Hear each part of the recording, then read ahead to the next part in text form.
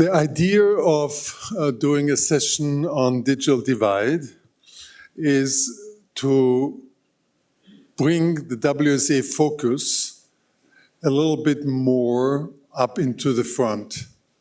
For the raison d'etre, the very reason why we are doing WSA is because we are trying to address the issue of the inequities in society, in every society around the world, in a way which is solution-oriented.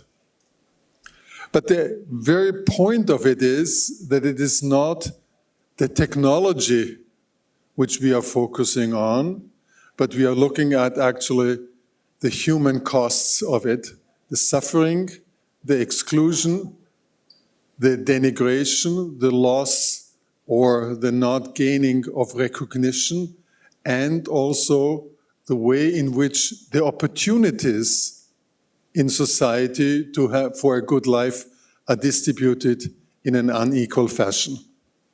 And digital divides today are very different than digital divides were when we started WSA. Because digital divides today are very much not just the dark side of the technology, but they are also one of the key things is how fast do you have to learn to use those digital technologies which are shaping our today and our future, especially when it comes to artificial intelligence. When WSA started, there was a very simple saying and telling about what digital divide is. And digital divide was that you would have to walk 3 days in Africa to get to a telephone booth. That is something which people in India today, people in Indonesia today, people in many of the African countries, in Ghana, in Kenya and so on, don't even remember. I took a tuk-tuk now this morning, and everybody on the tuk-tuk has not one smartphone, but 2 or 3 smartphones, and they are completely connected. But the digital divides are different in their meanings today. Yesterday, I was privileged to attend and participate in some of the winners' presentations. And I was really moved by how people who are winners from various different kind of contexts showed what design from the margin actually means. Design from the margins, for instance, when you come to learning and education, and you look at design from the margins at something which is a not known disability in terms of not enough known disability, not enough taken care of. When you're neurodivergent, you have a different way of learning. You have a different way of accessing. And you are, in many ways, socially included. You are excluded in terms of some of your family relations. There might be an uncle, a sister, who do not understand and who do not dig the way you are different, who do not have this human essential capacity to be patient with somebody who is other, who want to engage with the otherness as a way of seeing otherness as a richness to dive into your and her and his humanity. And the same thing, when you look at the winners from smart settlements and urbanizations, it is very, very moving to see how digital public infrastructure depends on everybody having an address. And if you're going to Nepal today, you see what it is possible.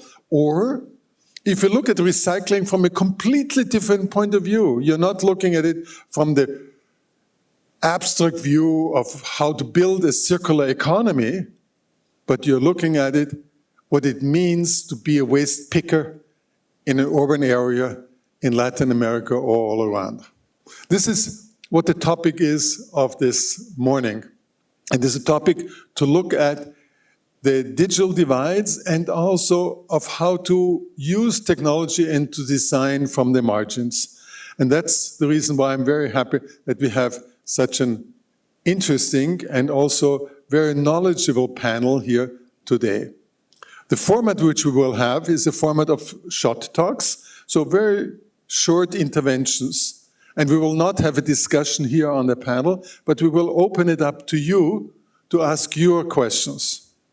To ask your questions, what touches you in your heart, what touches you in terms of what you see in your own community, and what touches you in terms of what you want to do with what you have learned. When we start with the session now, I have asked Ravi Kiran, together with Osama, to come on stage. And what is interesting about MISEVA is how MISEVA is offering on the internet, you can see 12 different services as a single portal to make it accessible for people in Telangana state to have the right to access to public services. Ravi, are you ready for your intervention? Do you want to get up or you want to stay seated? You want to come to the lectern? That would be wonderful. It's your time now.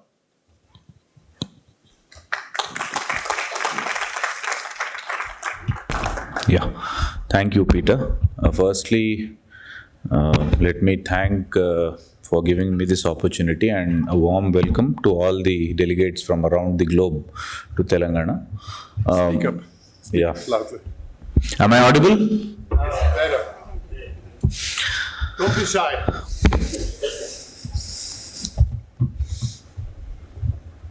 Very quickly about MISEVA here. See, MISEVA is an electronic services delivery platform where citizens can apply for any of the citizen services, starting from your birth certificate to your education certificate to your residence certificate, a driving license, income certificate, caste certificate, the list goes on.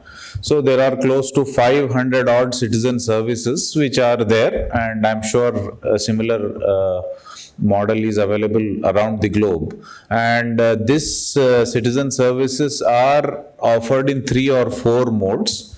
One, of course, the way when it was started, in fact, Osama was mentioning the journey right from the beginning. So close to 5,000 physical centers are there, spread across the state of Telangana, reaching each and every village, each and every gram panchayat, each and every habitation, where citizens can walk into these physical centers, and the operators who set in these centers assist the citizens to apply. Now, I need not mention here the reason why this e-governance initiative was started. I'm sure all of you know.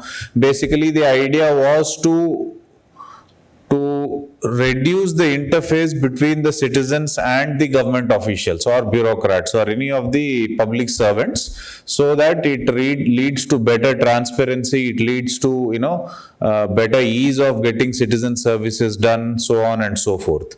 And that is the direction in which it started. Of course, going ahead, in addition to these physical centers, you have a web portal in which citizens can apply directly. Then you have a mobile application also through which you can apply directly. And going ahead, very recently we signed an MOU with Meta, so that we can give the access to the citizen services through WhatsApp itself. Meaning, through WhatsApp, you just say, I would want to apply for a driving license, or I would like to apply for a birth certificate, and so on and so forth. And then in today's day of home delivery, where you get everything delivered to your home, the services also will be delivered to the citizen's doorstep. So that is the mode in which we are moving. Now, coming to the broader topic about digital divide. See, this initiative of citizen services, which in Telangana is called MISEVA, in Government of India it is called Common Service Centers, and I'm sure a similar system exists throughout the globe. The digital divide still exists. Even though we have reduced this interface between citizens and the bureaucrats, that doesn't essentially mean that, people citizens who apply for services will get the services immediately or easily or instantaneously. There is still the same process involved in the background or during the approval. Basically, there will be an approving authority who approves your birth certificate, your son's or daughter's birth certificate. Whenever there is a driving license, there is a process involved. So the digital divide still exists in the background, not much in the foreground. So that I believe, a lot of steps have been taken. Just to name a few here, which is still in the making and will take time though, is of course now AI is a buzzword. All of you know. Like, in your office, if you don't have somebody who knows AI, the rate, the office itself not worth having anything. So, AI is also something in governance. Even if you don't do anything, if you say we are using AI, people suddenly will feel they are doing a very great job. I'm sure you agree with me. So the AI part being very little, the advantage of citizen services is that because we are in this business of citizen services for close to 20 years now, the advantage is I have got the total information of all the driving licenses of all citizens in my state. I know how much agriculture land is owned by all citizens in the state. We know how much property is owned by everybody in the state. We know the birth certificate details of everybody, the educational qualifications of everybody, the social profile. Basically, we have each and every information about everybody in the state. Now, with so much information available with us, when a citizen, let us say, applies for a community certificate or a residence certificate, we need to think whether actually a physical verification is needed when so much data is available with us. Because having so much data about the citizens, their parents, their children, everything being geo-referenced. I was actually seeing one initiative of Nepal where I believe each and every house is digitally addressed in some way. A very similar thing exists throughout the state, throughout the country, only that maybe it is not properly codified. So with so much information available about each and everything, like I'll give you an example. In government, there are a lot of schemes which the government runs, be it subsidies, be it some kind of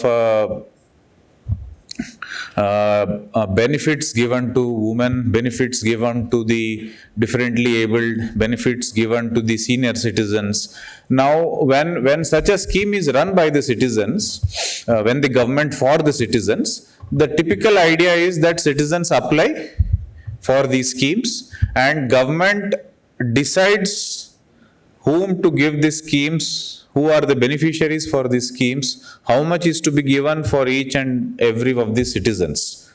Unfortunately, it is not done, it is done without any verification, it is done without much of using the data available with us. Now, like I told, if someone like Peter applies for this scheme for a direct benefit transfer, he says that I do not have money. Now I have how many vehicles Peter owns, what is the agriculture land he owns, how many buildings he owns, and all that, which makes it very easy for me to ensure that he is not the right beneficiary for this scheme. In fact, going ahead, we do not even need to ask the citizens to apply for any scheme actually. The kind of data you have, it is very easy for you yourself to give out the list of people who are the most eligible beneficiaries. And this is something in which we are moving. I believe now this is an ultimate thing where the digital divide will completely close, because even though there is a divide in the rural area or the people who are not very well versed in the digital arena, still they would be given the benefits because of the data we have, because of the information we have. I mean, I agree that even after doing that, there would still be about 5 to 10% people who would have left out. And for these 5 to 10% people, obviously we could ask them to apply and then do a verification, which is a much smaller process. because most of the time in the government, for the 95% of the work to be done takes much more time than a small amount of 5% work to be done. And the second part of digital divide I would mention before I would maybe pass on. When we talk of, again, specific to citizen services, like I told, we have got 500 citizen services in the state of Telangana, and I'm sure in every state there are similar number of services required by citizens and available online, offline, or any of these modes. Now, each of these services will have a trigger. Let us say, for example, you need to pay your electricity bill, or you need to get your license, driving license renewed. Now, with the kind of data we have, the citizen need not even decide when to pay the bill. The citizen need not even decide that after 20 years my license has expired, I need to go and apply. We could trigger the service ourselves. We could take the approval or acceptance from the citizens ourselves. We could apply for the service ourselves, and we could deliver the service ourselves. For each of these steps, when is the trigger for the service, that can be given by the data we have. We only need to take the approval of the citizen, because obviously to ensure compliance on the legal aspect. And once the approval is given, the citizen need not even fill any details, because all the details are already available with us. The only thing perhaps the citizens would have to do is to make the payment for this service. If it is, let us say, a property tax payment, whatever is the amount of property tax they have to pay. And finally, how do we deliver the service? That is already part of our work. So again, here we are proactively reaching out to the citizen for each and every service by identifying the right triggers, and then the citizen has to just say yes or no and then move ahead. So I believe this is another step of reducing the digital divide. So yeah, I think that's it from my side, Peter. Thank you. Thank you very much, Radin. Thank you. Does anybody have one or two questions? Yes, I see here a gentleman and then Dorothy. Please. Yeah, identify yourself by name and where you're from, because otherwise Ravi might be confused. I'm here. You are here? I'm confused. Hello, Ravi. My name is Babek. I'm from Brazil, or rather, I'm from Iran, but it's a long story. Something that you said triggers a remark or a question for me, and it's maybe not completely right to pick you out on this, but you mentioned that you had a deal with Meta. Now, my question is, why do you hand over agency to an American organization that you do not control and also does not care about you? In the sense that you are developing a service for Telangana state that is for your citizens, but then at the same time you rely on a product that is completely out of your purview. Why not also develop a similar service for Telangana or India that you control, that allows you to communicate with? I think he understood the question. Dorothy? Actually, I was going to say something very similar. Essentially, I know that most of India is using WhatsApp. So you as a government official are trying to make it more convenient for your citizen. However, any citizen that uses WhatsApp to access that service is still they're already data compromised because they use the WhatsApp on Meta. So Meta has their data. So now it will have more data. Now, you could have had a situation where Meta pays you to use WhatsApp because they're getting more data from you. But as far as I know, you're not doing that. With the numbers you have in India, just as Barack was saying, it's so difficult for us to understand why the government has not developed its own messaging service that could make it convenient for citizens and would keep the data in India. Yeah. Thank you for these two questions. Yeah. I think you are on the spot. Yeah, thank you. Very interesting question. Basically, very quickly, if I may explain, WhatsApp is the front end, which will be used for delivering services, and on the back end will be a chatbot. I'm sure all of you understand that. So the same chatbot can be implemented onto WhatsApp. The same chatbot can be implemented onto a mobile app which we own. We have our own mobile app called MiSeva, into which it will be implemented. It can be implemented onto the web interface, or if we don't want any of this, we could just start another messaging services like Dorothy, yeah. So basically, why are we using WhatsApp? One thing, of course, because it is something which has been accepted by the citizens.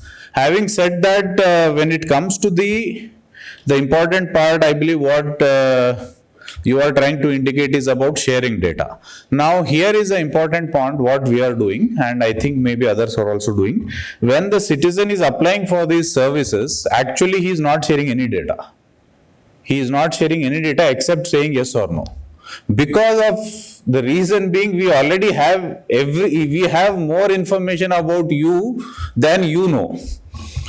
Many times what happens Which is very nice to know. no, many times what happens is citizens, either out of mistake or due to whatever reasons, they would give maybe incorrect information themselves. And we generally will not go by that, we will go by whatever information we have. So we will more or less take just a approval or something of that sort, but we will never be getting any information from that in any way. Yeah. Thank you. Yeah. I think the answer is good and needs to be looked at even more. Thank you very much. Let's give a hand to Ravi, please. We move from what's happening in India to what's happening in Iraq, and I'm absolutely delighted to have one of the ecosystem builders of Iraq, the leader of the Iraqi and Baghdadi ecosystem, Ali Al-Hili. Please give a hand. You can choose between a stable microphone or a thing.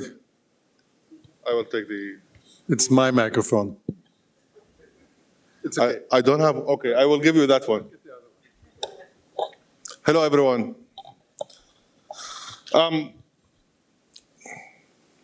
Before moving into the presentation, I want to set the stage. I want to take you back in time with a journey. These are some milestones that happened in Iraq for the past 40, 45 years.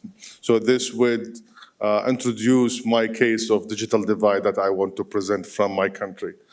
The bold titles are the event, the below is the operation name based on who was the one who's controlling the land in on the ground, and it was the year. So the red dot is actually when I was born, so that you can know. I did miss a lot of Iraq-Iran war, but I saw the others. And why I put COVID as a time, as a milestone in this, because if I want to build some kind of an inclusive environment infrastructure, I was busy as Iraq fighting these kind of conflicts. So even when the pandemic hit, we didn't have enough infrastructure in hospitals. It was a disaster. Hospitals burned because of the oxygen that was used, and they didn't have a control. So basically, when you look at this, you say, what kind of innovation, what kind of impact, what kind of solutions for the digital divide can come out of this kind of country? It's busy fighting. And with this, an oil-dependent country that lived for most of its time in a socialist economy, it produced some kind of huge number of public sector servants that led to retirees. And you see victims of terrorism. These are people who get some kind of social security payments from the government because of their loss of lives in the family. You have martyrs foundations, and you talk about 45 years of force, so you have a lot of numbers in here, and Prisoners Foundation, and actually there's a foundation for political prisoners in the past regimes. And all of these people, take some sort of help, support, pension, retirement, social security payment from the government after selling oil, of course. And with all of this kind of crises or the unrest that's happening in the country, there is no sort of payment system that can make them easily access the money. So what happened is basically cash everywhere, cash vans going to public government institutions, going to banks, and in between they get robbed. We got a lot of forged papers, we got a lot of damaged papers, and it was a hassle. It was a hassle for people who are 60 years old and above. So there is no government central bank national switch. What happened is there is this guy. He founded a company called Keycard. Built a card that is not a MasterCard or a Visa, as you can see. That's a normal card, payment card, because Iraq actually, after all its naughty actions in the past 45 years, Iraq got into Article 7 of the United Nations and got sanctioned about payments. And actually, we are the only country in all the member states who went into Article 7 and went out. Okay, so we were behaving lately. So basically, what happened is he created an internal system that has a point of sale device. We actually call it point of cash device, not POS, POC, with a biometric, and agreed with the central bank that to create an internal network. And with this internal network, everybody got a card with their names and their biometrics database. And now I don't have an infrastructure. Basically, I don't have, even if the money is inside that card, how can we deliver it to people? Next, we create the POC and we convince the exchange offices, the currency exchange offices, to become human ATMs. Okay, so they have their own cash, they have their guns under the table, security. With cash is liquidity. They have their mobile phones for internet access. So we created a human ATM, okay, across the nation. People will go there, give them their cards, stamp, take the cash from their own cash, and after serving all the cash they have, they go to the bank and we do one settlement instead of 100 or 1,000 settlements. And this was more secure, more cost efficient. But this created some sort of stable cash flow structure. People got their money, so they wanted to go for more solutions. The next thing the retirees want to do is to buy some home appliances and electronics for their houses. Okay, so they go to appliances offices. What happens is we don't have a credit system in the country. So how they are going to be insured to take these home appliances? They leave their cards in these shops. Okay, they get the refrigerator, for instance, and then each month they come to the home appliances shop to take the rest of their salary. Okay, so it is the only way I guarantee things. This is a short talk and not a history of Iraq. Okay, I have 2 slides more. Very good, thank you. Okay, so what happens next is they acquire a company I worked at. Okay, we create a solution. This is a very quick thing. We create a solution for this to be digitally happening, so people will get on their cards, their payment cards. Moving forward is solving more divides for small businesses into creating some sort of digital solutions for Facebook-owned household users to create some kind of extra income for their families. And my last slide would be a summary for this. This solution is not an international copycat. This solution is not international copycat localized. And basically it was a homegrown based on whatever is happening, changing, transforming an currency exchange office into an ATM. Thank you.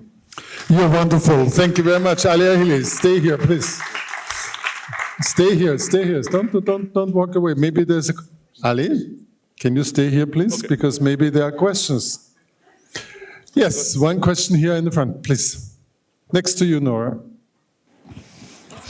Introduce yourself by name and country. Hello, my name is Ato Olzanapia. I'm from Ghana. So can we go back to the slide where you showed the dots, COVID, and timeline? Yes. Let's have the timeline, please.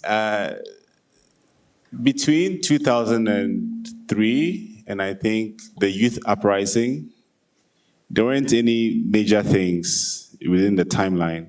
So I was just wondering, within that 10-year period, no, the one before. Yeah, so Yes. between like 2007 and 2019, I'm just wondering if you could just expand upon it. How did internet and digital infrastructure eventually help the youth uprising? Okay, basically, this is about the communication and telecommunication. Basically, Iraq had some access to 3G networks between 2003 and 2012. In 2012, 4G was 3G was introduced. 2012, 3G was introduced. In 2020, 4G was introduced. So basically, connectivity is not an issue. Connectivity went to the private sector, and the private sector built this. But a national switch, national project, infrastructure projects, did not come up in larger scale until COVID ended. Okay. Hi. Second question from Nepal. Yeah, hi. Introduce yourself. I'm Ram. I'm from Nepal. I saw there are two verification methods, PIN and biometric, right?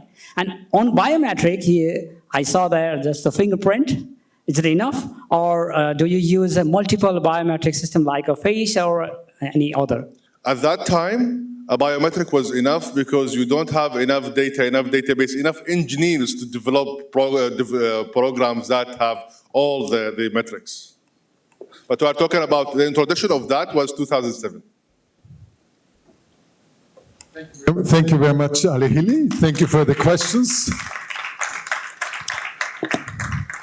You saw that design from the margins. When you come to India and Telangana state, you have already a completely integrated public services offering. We went to Iraq and you saw the hurdles and the resistances just getting payment systems working, integrated across different kind of technologies and markets and vendors. And now we're going to Trinidad and Tobago. We go to the lovely Caribbean and we say, here is the person who runs also the Women's Innovation Network and everybody else. Gia Gaspard Taylor, please come here. Ali has hogged the microphone and he's willing to share.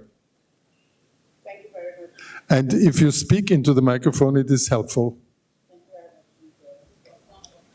It's not on? Take this one. Thank you. And good morning. It's a pleasure to be here with all of you. And greetings from Trinidad and Tobago. I want to take you back a couple of years, and we go back to the early or the late 70s. At that time, my husband, who was the mayor of Port Spain, dabbled in ham radio and walkie-talkies. And that was used by me, I dabbled in it as well, to reach out to the rural communities, to touch the farmers, because they were not receiving the type of information that they needed to help them in their farms. Next slide, please. This was one of the opportunities that we used to reach out in the early days of technology. Based on that, we thought that we should have a workshop where we can have the farmers and the broadcasters come together so they'll have a better understanding of each other. This was again held in one of our rural communities, and we reached out to the wider Caribbean. We had, for example, you all may not know this, Jamaica, who was involved, as well as one of the other islands, St. Vincent and the Grenadines. But what was unique about that meeting was the fact that the International Telecommunications Union reached out to us and asked whether or not they can become involved. And this we accepted. And as a result of that, we were able to attend a number of the meetings held by the ITU in the wider Caribbean. At one of those workshops, which we had specifically for the women because they were afraid of the technology. And we thought that we wanted them to be able to use the internet to get an email address and what have you. And quite a number of the women joined, they wanted to come, but one woman in particular came from a very remote area. She had to take 3 types of transport to get to the area. And during that 6 weeks, she came every day. But you know what? Because she was 75 years old, the younger ones laughed at her. And they thought that they were the bright ones. But she emerged as the only person who was able to design her own banner, to design her own material for her product, which she produced in the rural community. And it was unique for her to be able to get an email address. Because of the area in which she lived, her grandson helped her with the emails to send out the information, to help her. And I'm seeing this happening here in Hyderabad, where the women in the rural communities are able to help themselves. And this is one of the areas that we began to use in Trinidad and Tobago. Next, the next slide, please. On our journey to the NRWPT, and the NRWPT is the Network of Rural Women Producers Trinidad and Tobago Impact, we reached out to the rural communities again. Here, one of our farmers was awarded by the national community for the work that she did with the young people. As you can see on the slide here, there are a number of kindergarten students participating. And this was a particular day on the World Environment Day, the 5th of June, where all of the young people came together to help to learn about farming, to learn about gardening. And this is in one of our family farms. For people who from Trinidad and Tobago would know, this is in Moruga, the furthest point in the west, in the south. Next slide, please. Again, we continued with the work that we were doing there. And this is working with the police youth clubs. There are 129 police youth clubs in Trinidad and Tobago. And we reach out to the entire group, which is 7,000 young people. And we work here again with the police, the national police, the women's police, as well as the community police, so that we are able to reach out to them, and they have what is known as community gardens. And we have some of these community gardens in different parts of Trinidad and Tobago. Next slide.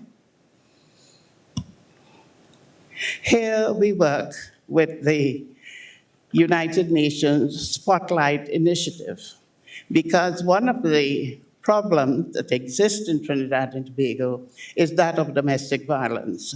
And therefore, on one of the programs of the United Nations is called Orange Day. And what we do for Orange Day, we paint the benches in the park with the permission of the local government. We paint the messages where they can receive the information to help them reach out wherever that help is required. Some of them take their telephone numbers because it's there in the park so they can see it. They don't have to go searching for it. And we also hand out a number of leaflets on those days so that they have the opportunity to share that information with members of their families. Next slide. One of the examples of this initiative is how the women in the program, once silent and vulnerable, have found the courage to speak out by offering the tools for both prevention and response. And we have empowered these women to protect themselves and their families, creating lasting change in their communities. This work aligns closely with the Trinidad and Tobago government's Vision 2030, because we work with the government on most of the municipalities. There are 14 municipalities, as well as the Office of the Prime Minister, where gender equality is a key pillar, and the UN's Sustainable Development Goals that speak to end the forms of violence against women and girls. And I might add, boys and men as well, because we do work with the boys and men. Next slide. Well, as I mentioned, next slide, please. Here on the Network of Rural Women Producers, we work on the Sustainable Development Goal, the Goal 5, by providing women with knowledge and skills to ensure that they are empowered to succeed in their businesses and personal lives, thereby contributing to gender equality in the region. We also work with the Goal 8, which is on agricultural programs to help create opportunities for rural populations to move from primary product to secondary production, adding value to their products, ensuring that they are able to offer the national and international economy. And finally, the Goal 3, again, by promoting sustainable agriculture and practices, we are encouraging environmental responsibility, helping communities protect their resources, create their sustainable livelihoods, and our community of these sustainable development goals ensures that the work not only addresses to the immediate needs of the rural communities, but also contribute to the more sustainable development goals. Yes? You are wonderful, Gia. Thank you very much for presenting us the Rural Women's Farmers Network in Trinidad, Tobago. I take 2 questions, but only from kind people. Here is a kind person from Guatemala. Introduce yourself, please. Yeah. Hello, everyone. My name is Oscar from Guatemala. I'm very impressed about what are you doing here in Trinidad and Tobago. In Guatemala, I think in all parts of the South Global, we're facing the same problems, rural communities, underserved communities.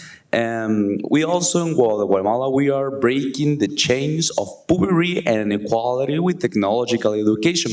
But we are facing an interesting problem because Guatemala is a very conservative country in some places, So for example, we want to train women in STEM areas, science, technology, and it's very complicated because in some conservatories around Guatemala, the woman... Oscar, what's your question? And in the Get context, to the question now. the woman needs to ask to her husband if if they can being educated, no? So how you are facing that problems in the rural areas?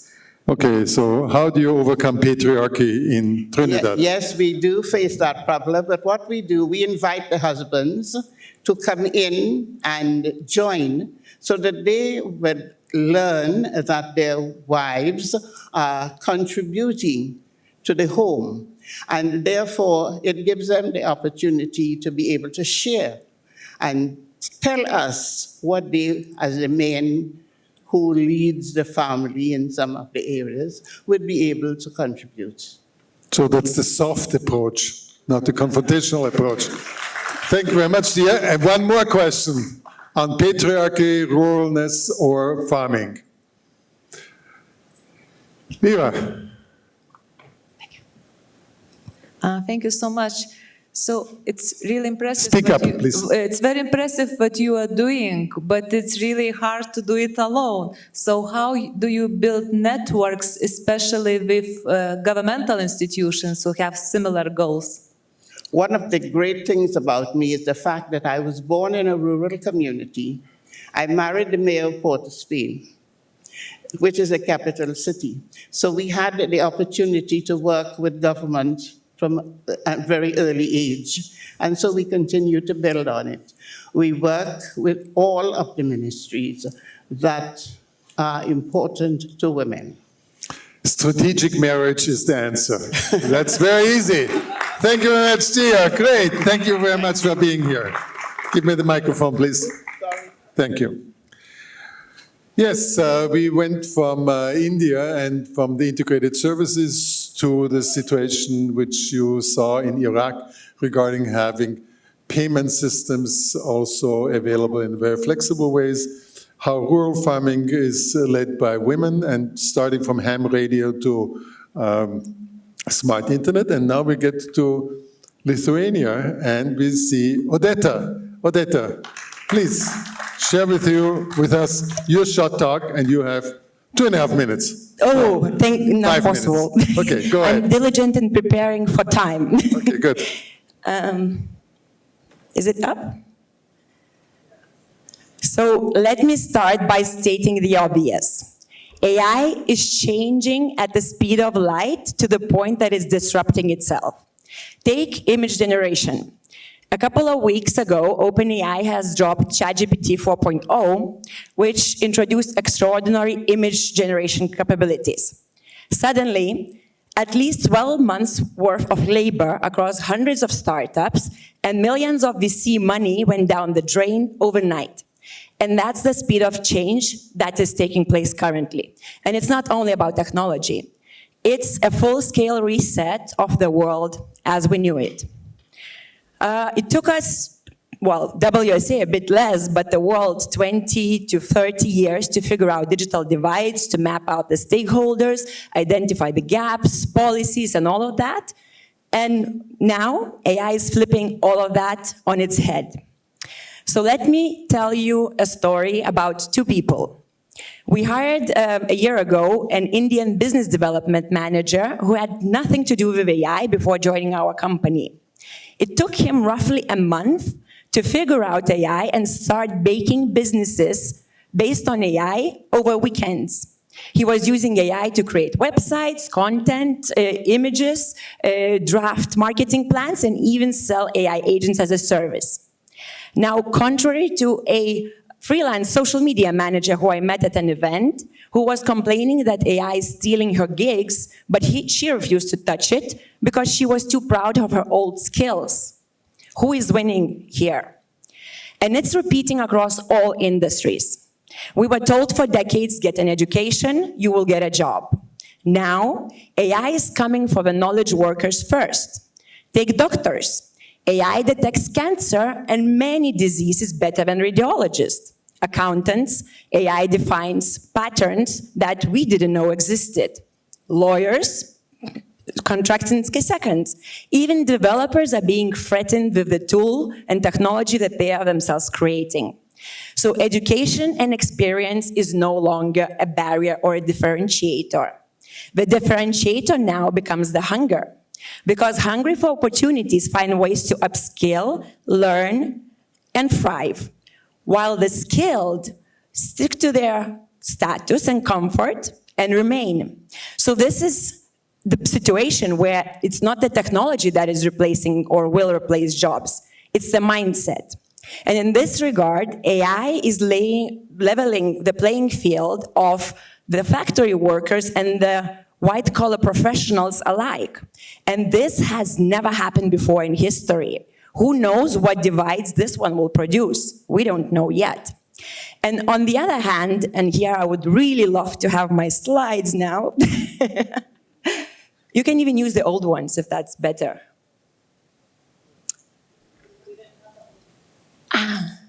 Okay, well, I will use stories from WSA winners. So Livox is a WSA winner from 2014 that is using AI to enable people with various disabilities to communicate. They are using AI to detect eye movement, identify different shaking patterns, handshaking patterns, and different voice patterns, all to give voice to people who were previously completely unable to communicate.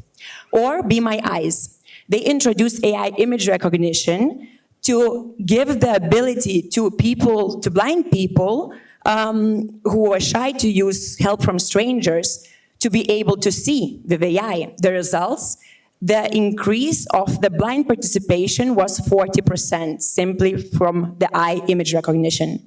For these people, AI is not about eliminating jobs, it's about eliminating isolation.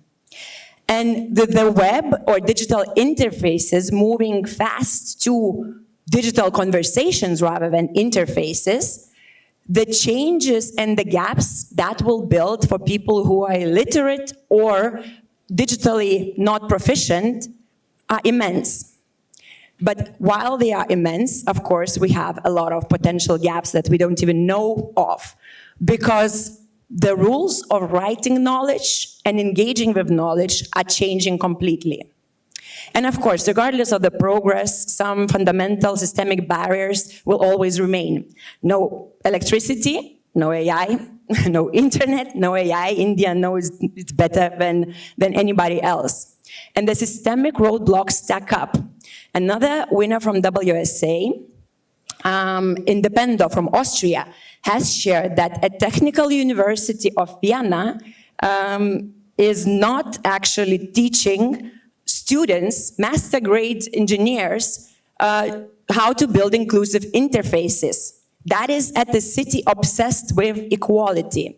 So it's not about technology or knowledge, it's just a good example of systemic barriers that still prevail and that build our society. And then, you know, the biggest criticism to AI, it's biased. BeWise, a WSA winner, is using TensorFlow technology that is unlocking our phones to detect a single bee in a bee colony. Don't tell me AI cannot identify race or minorities. And to be honest, these people who are building AIs, they are not incentivized or not motivated to enlarge their data sets. And as from Ghana know, and actually Lithuania know, maybe it's even better, because we also saw that some gaps from the big corporates are leaving gaps that we can fill ourselves on our own terms.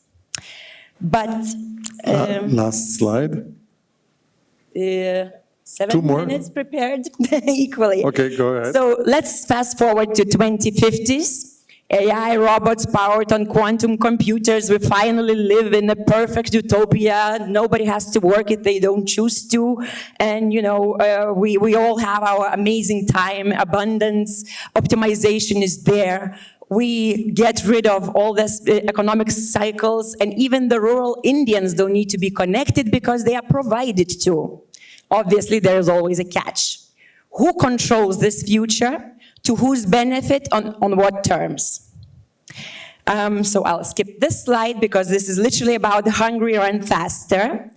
And while we are all super hungry for change in this room here, we are proving that every day, are we hungry enough for AI to be the ones who will actually control AI and define the future, the inevitable future that will be powered by AI. Thank you very much, Odetta. Okay, Odetta gets 3 applauses. First of all, to be not irritated enough by not having her slides and telling the story. Odetta? I did the pitch training let's like... give you a hand first. Oh. Come here. So, 1. Secondly, to think about designing from the margins in terms of the control of technology. Let's give her a hand for that. And the third thing is to understand that WSA winners are best practice examples which can be used over and over and over again. Thank you very much, Odetta. So she is building a narrative of community, and here's the first question. Please. Thanks so much for that. I think you raised the really big question right at the end. You have to identify yourself by name. Tom from Australia. And I feel like, as someone who's of a certain age, I grew up in the early hype around the internet, when all of us were so hopeful that the internet was an inherently democratizing technology. I've also studied this, so I know the same thing happened with radio. When radio was first introduced in the 30s, people thought it would be a technology that inherently connected us and uplifted us, but instead we ended up with right-wing shock jocks and easy listening. The internet we thought would inherently connect us and empower us, but instead we've ended up with, closed communities and polarization. What do you think are the key actions that we can all take and that governments need to take over just the next few years that will kind of determine the course of this technology? The question, please. That literally was the question that you just talked over, Peter. I think, I heard the question. I think it's co-creation. It's time we co-create. Nobody is better to do top-down or bottom-up. We need to co-create together. Good answer. Thank you. Follow-up question?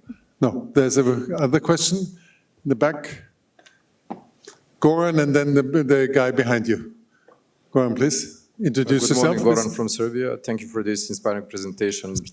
Speak up. We've heard a lot today also from you about how AI and other technologies can bridge digital divide.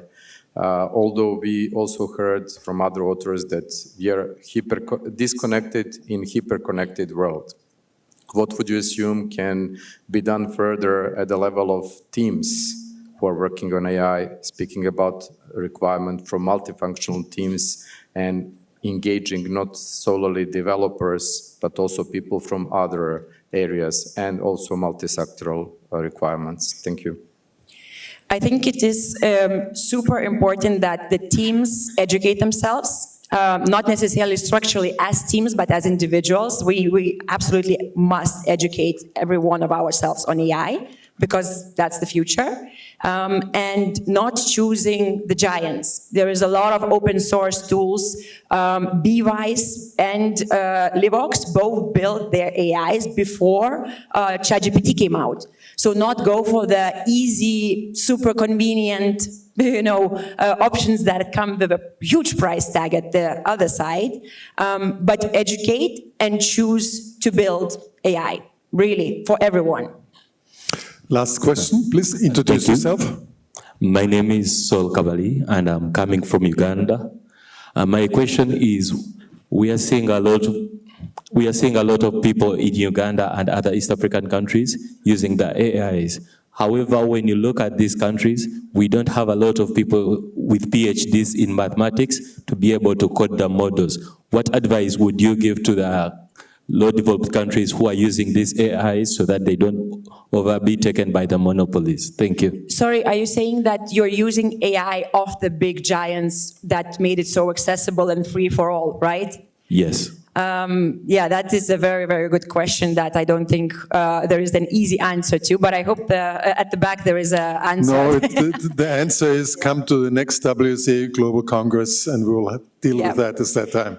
Thank you very much, Odetta. Thank you. Thank you. And may I take the opportunity to actually, the stories that I shared right now about the WSA winners come from the podcast that I'm doing with WSA winners. It's called Edge of Impact. It's currently only on Spotify, but if you want to hear those stories, follow those stories, I invite you to follow it.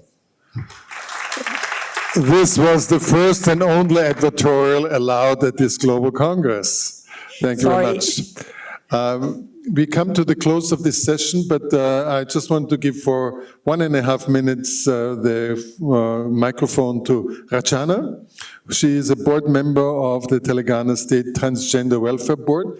Thank you for coming, despite the fact that you got stuck in the traffic. Just tell us in a very brief terms on what is your work regarding closing digital divides.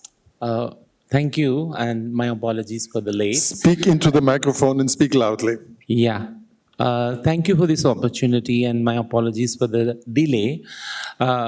As given like 1.5 minutes, I can only list out the beautiful work which I have done and which has been stalled because of various reasons. I used to work as a trans health expert for a transgender clinic.